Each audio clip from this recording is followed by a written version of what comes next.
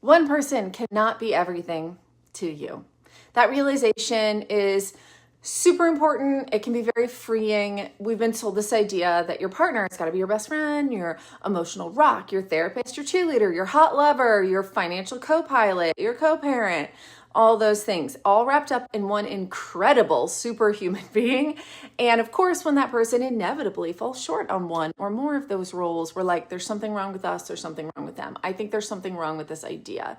I think our expectations are totally out of whack, especially if we want to maintain sexual interest in someone.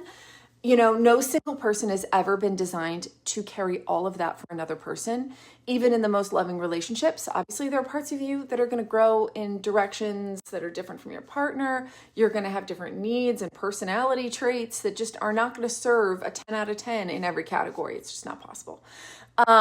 Poly folks have been saying this for a long time, right? And this is kind of part of that ethos of being poly, is that like one partner can't and shouldn't meet every single need, and that that's not a flaw, that's normal, and that, you know, but I think it's totally fair to say that some needs can be filled by friends, community, your own self. It doesn't have to be in your romantic partnerships or romantic partnership. You don't have to be poly to understand this and put this into action.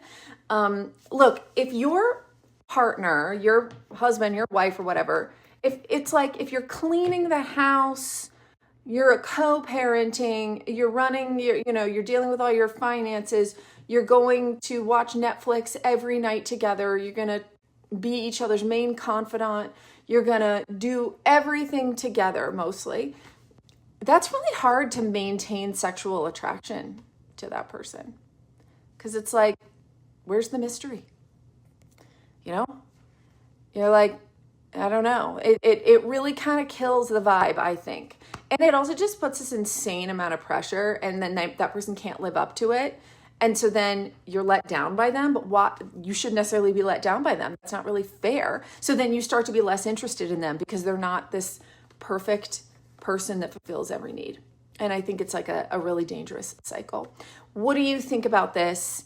I also think, because we live in this world with technology, we're actually way more isolated. We don't have as much community. So we are relying on our partners to be that community for us way more than ever in history. And I think it's dangerous and detrimental to the success of relationships. What do you think about this? Let me know. Let's talk about it.